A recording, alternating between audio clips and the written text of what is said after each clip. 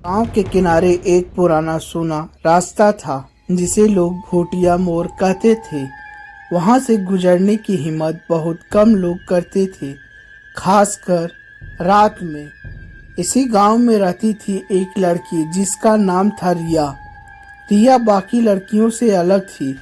उसे डर नहीं लगता था, बल्कि वह रहस्यों को समझने की कोशिश करती थी।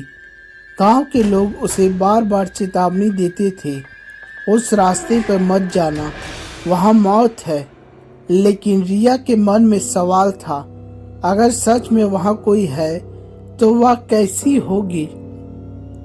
एक रात चांद पूरा था और हवा में अजीब सी ठंडक थी। रिया ने तय किया कि आज वह उसी भूतिया मोड़ पर जाएगी।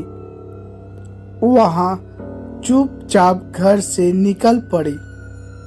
जैसे ही वह उस मोड़ पर पहुंची, चारों तरफ सन्नाटा छा गया। पेड़ों की परछाइयां जमीन पर ऐसे गिर रही थी जैसे कोई चल रहा हो। अचानक उसे लगा जैसे कोई उसे देख रहा है। कौन है? रिया ने जोर से पूछा। कुछ पल की खामोशी के बाद एक ठंडी आवाज आई, तुम्हें डर नहीं लगता? रिया ने पीछे मुड़कर देखा। वहां एक औरत खड़ी थी, लंबे बाल, सफेद साड़ी और आंखें जो अंधेरों में चमक रही थी। तुम चुड़ैल हो? रिया ने सीधे पूछा।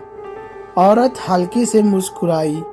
लोग मुझे यही कहते हैं। रिया ने गौर से देखा।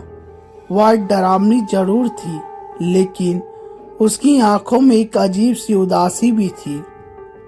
तुम यहाँ क्यों रहती हो? रिया ने पूछा। चुड़ैल कुछ देर चुप रही, फिर बोली, क्योंकि मेरे पास कहीं और जाने की जगह नहीं है। रिया को यह जवाब अजीब लगा। उसने सोचा था कि चुड़ैल उसे डराएगी या नुकसान पहुंचाएगी, लेकिन यहाँ तो कुछ और ही हो रहा था। तुम लोगों को क्यों डराती हो? रिया ने पूछा। चुड़ैल ने गहरी सांस ली। मैं किसी को डराना नहीं चाहती, लेकिन जब कोई मुझे देखकर डरता है तो मैं भी वही बन जाती हूँ जिसे वो डरते हैं। रिया धीरे धीरे उसके करीब आई। अगर मैं तुम्हें नहीं डरती तो क्या तुम मुझे नहीं डराओगी? चुड़ैल की आंखों में पहली बार चमक आई। शायद नहीं। उसी रात रिया और चुड़ैल के बीच एक अजीब सी बातचीत शुरू हुई। रिया ने जाना कि चुड़ैल की असली नाम मीरा था। सालों पहले उसे गांव वालों ने गलत समझकर मार दिया था और तभी से उसकी आत्मा वहीं भटक रही थी। मैं बस चाहती थी कोई मुझे समझे, मीरा ने कहा। रिया को उस पर दया आई। उसने कहा, मैं तुम्हारी दोस्त बन सकती हूँ। मीरा हैरान रह गई। दोस्त? एक इंसान और एक चुड़ैल कैसे हो सकते हैं? रिया मुस्कुराई। डर और सच्चाई के बीच फर्क समझकर उस दिन के बाद रिया हर रात उस मोड़ पर जाने लगी। वहाँ मीरा से बात करती, उसके दुख सुनती और उसे हंसाने की कोशिश करती। धीरे धीरे मीरा का डरावना रूप भी बदलने लगा। उसकी आंखों की चमक अब डरावनी नहीं बल्कि शांत लगने लगी।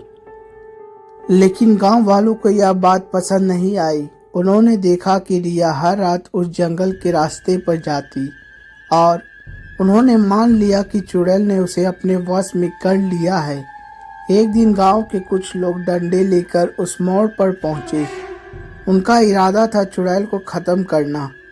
रिया ने उन्हें रोकने की कोशिश की। वह बुरी नहीं है, वह सिर्फ अकेली है।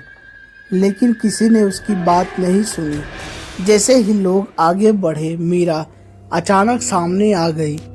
इस बार उसका रूप फिर से डरावना होने लगा। लंबे बाल, तेज आंखें और हवा में उड़ते। रुको! रिया चिल्लाई। मीरा ने धीरे से कहा, तुम्हें डर नहीं लगता? लेकिन इन्हें लगता है।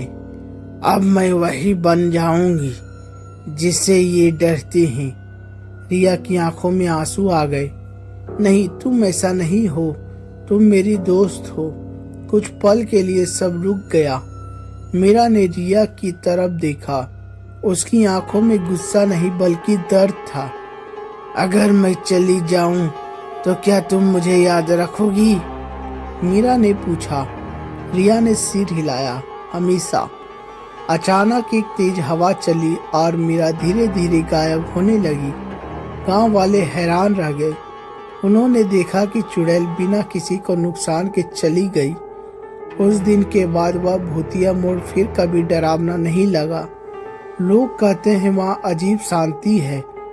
रिया हर साल उस जगह पर एक लाल दुपट्टा रखती मीरा की याद में। कहानी का सबसे अनोखा हिस्सा यही है, एक इंसान और चुड़ैल के बीच दोस्ती जो डर से नहीं समझ से बनी थी।